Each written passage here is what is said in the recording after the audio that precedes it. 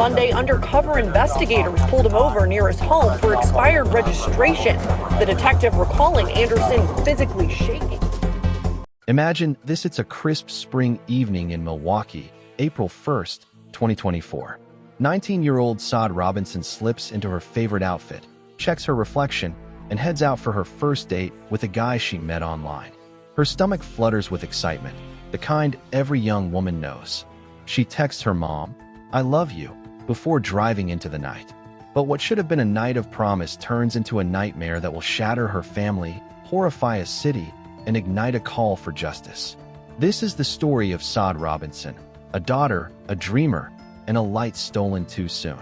Sade Carlina Robinson, born May 10, 2004, was a vibrant soul with a heart full of purpose. Her mother, Sheena Scarborough, called her a room brightener, always smiling, always kind. A criminal justice student at Milwaukee Area Technical College, Sade dreamed of a career advocating for fairness. She worked part-time, stayed close to her family, and used dating apps to meet new people, like so many her age. Trouble wasn't part of her story, just ambition and hope.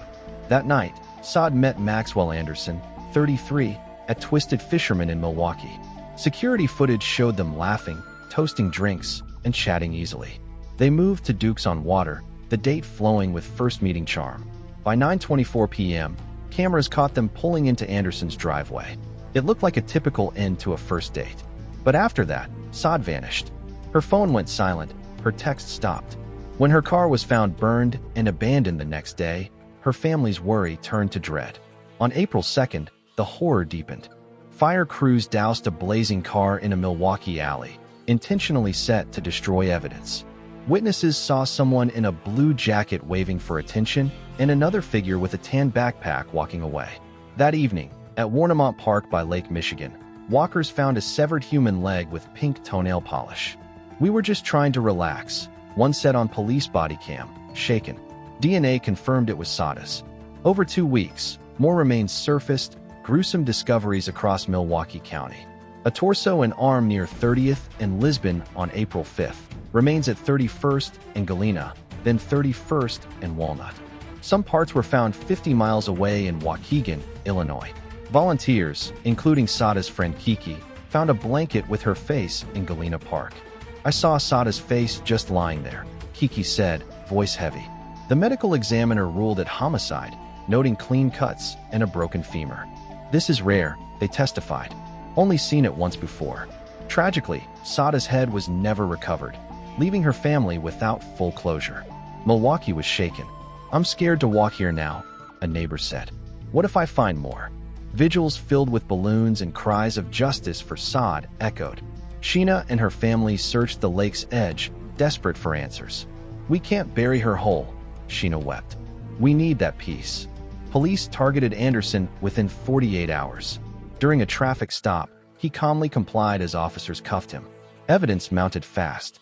Sade's phone pinged from 3 a.m. to 4:30 a.m. at Warnemont and Pleasant Valley Parks, where remains later appeared. Anderson's phone followed the same path, with midnight drives caught on camera. Footage showed Sade's car leaving his house at 12:47 a.m., tracked by license plate readers across Milwaukee, 35th and Greenfield, northbound.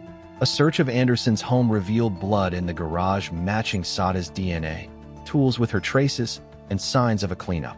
Neighbors heard strange noises and saw flickering garage lights that night. One spotted Anderson dragging heavy bags. A missing freezer raised suspicions.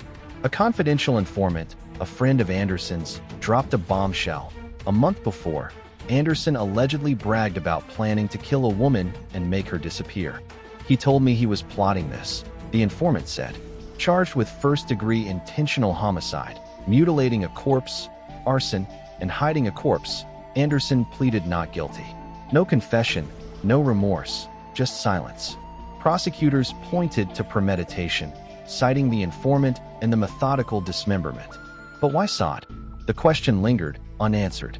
The trial began May 27, 2025, in a tense Milwaukee courtroom. Family, media, and supporters with Sade's photo on buttons filled the seats.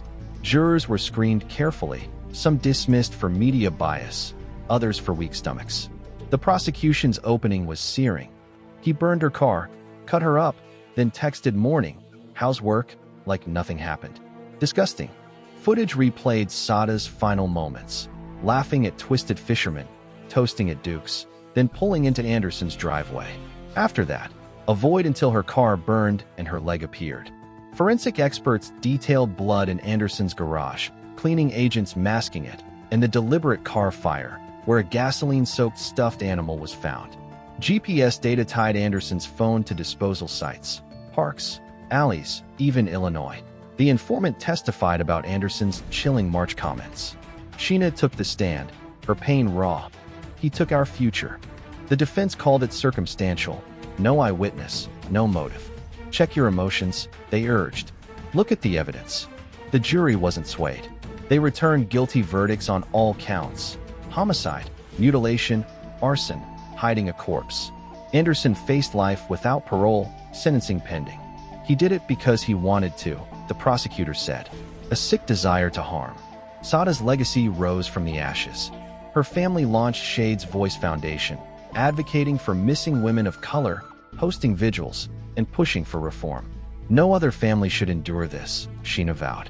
Milwaukee honored Sade with murals, memorials, and a scholarship for criminal justice students. Online, #JusticeForSade trended, keeping her story alive. Sade wasn't just a victim. She was a daughter with dreams, a sister with laughter, a fighter whose spirit endures. Her story demands we ask, how do we protect our daughters? How do we ensure justice sees all? In Sade's memory, a movement grows, her light shining through the darkness, refusing to be silenced.